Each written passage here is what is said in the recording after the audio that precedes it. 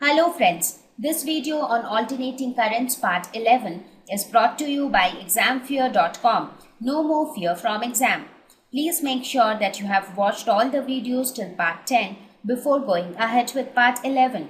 So it's time now that we talk about capacitive circuit, right? Because we have already talked about resistive circuit and inductive circuit. So let us now try to understand the behavior of an AC circuit where you have the only circuit element present is capacitor.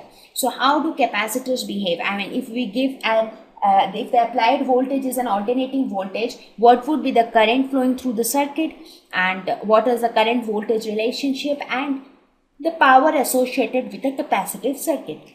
So now here in this case, let us suppose this is my circuit where I have applied an alternating voltage to a capacitor connected to the circuit. So what would happen in this case? Let us try to analyze this circuit. So in this case, let us suppose that the source voltage or the applied voltage V is equal to Vm sine omega t. So what would happen here? In this case, the capacitor which is connected to the circuit, it will get charged and discharged alternately as the current reverses direction in each half cycle. Because in case of DC current, what used to happen? Very initially, the capacitor used to get charged, and once it is completely charged, it did not allow any further current to flow through it. Right? That is how was the behavior of a capacitor when it was connected to a DC circuit. But when the capacitor is connected to an AC circuit, since the applied voltage changes its direction alternatively, therefore the capacitor gets charged and discharged alternately. So once it will get charged, again the current will reverse the direction, so it will get discharged, again charged, discharged, and so on so forth. So this process of charging and discharging alternately will continue, right? So what we can see that the voltage which we apply, or the source voltage, will be equal to the voltage across the capacitor. That is the voltage which is there between the plates of the capacitor. That voltage will be equal to the source voltage, right? Because there is no resistor in the circuit where there can be any voltage drop. There is no inductor in the circuit where there can be any induced self EMF, right? So the entire source voltage will be the same as the voltage between the plates of the capacitor. So we can write that by Kirchhoff's loop rule, or you can simply also write that the applied voltage V, so we can say that the applied voltage, that is V, will be equal to the voltage across the plates of the capacitor. That is voltage across the capacitor.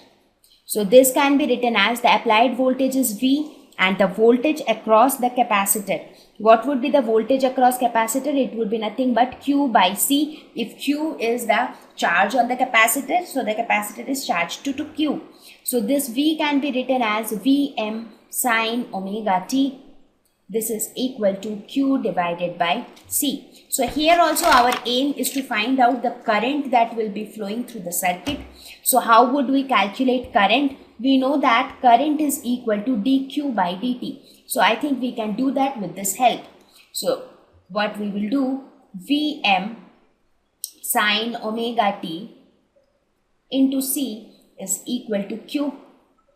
Now we will differentiate on both sides. So differentiating both sides, we will get CVm d by dt of sine omega t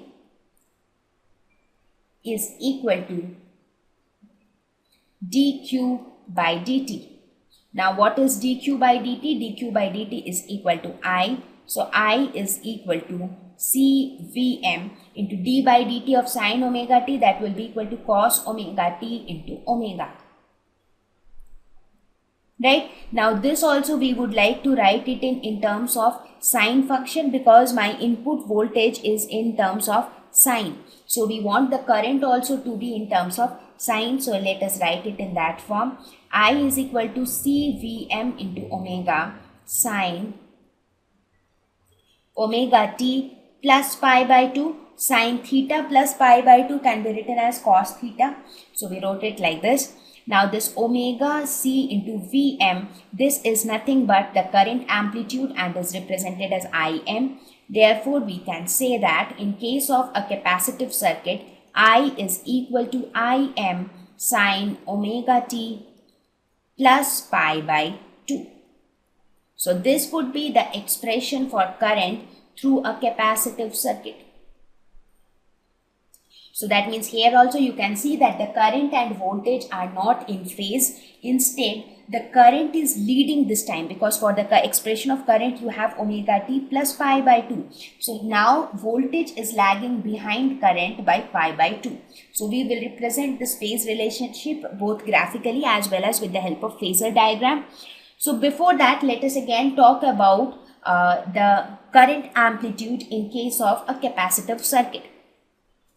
So in this case, we saw that the current amplitude, which was Im, is given by omega c into Vm, right? So now if you compare this with our expression, what do you get? Let us look at it. So from this, we can say that Vm is equal to 1 by omega c into Im.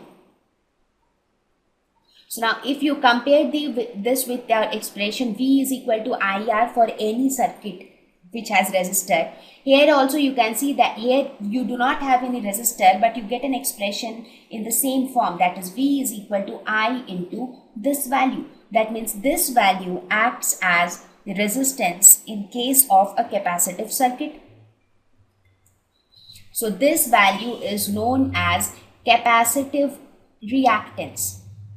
Like how we discussed about inductive reactance, similarly we have something called capacitive reactance. It is the resistance associated with a pure capacitive AC circuit. It is denoted by X with the subscript C. SI unit is again ohm. So in this case, XC, that is capacitive reactance, is equal to 1 by omega C. So what does it show? It shows that the capacitive reactance is inversely proportional to the angular frequency, and it is also inversely proportional to the capacitance of the capacitor. That means greater the capacitance of a capacitor, smaller is the capacitive reactance. Right? So now we saw that there are three types of resistances associated with three circuit elements. When it is a resistor, we talk about resistance, that is R. When it is an inductor in an AC circuit, we talk about inductive reactance, that is XL. When we talk about a capacitor in an AC circuit, we talk about capacitive reactance, that is XC.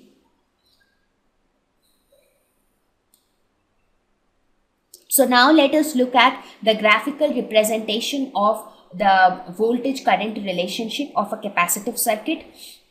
So in this case, how do we graphically represent voltage and current? So here, if this is your voltage, the blue line, if it represents your voltage, your current has to be such that it will lead the voltage. I mean, the current will reach its maximum and minimum value before voltage. Now, if you try to extrapolate this graph, it looks somewhat like this. Voltage current reached its maximum at this point. Voltage reached its maximum after current. So that means voltage is lagging behind current. Again, current reached its zero at this point. Voltage reached its zero at pi. That means it is lagging behind current by pi by 2. So this time current is leading, or current is ahead of voltage. So we can say that current is ahead of voltage by pi by 2. Average current over a cycle is 0. Average voltage over a cycle is 0. And you also see that current is always, the peak value of current is lesser than V. Right, that is also there for all of the relationships. That's because of the relationship between Vm and Im. Right, so now let us go. Thank you. Please visit examfear.com to watch free educational videos, try free online tests, get the best quality study materials, study from the best tutors and mentors, and much more. Thank you once again.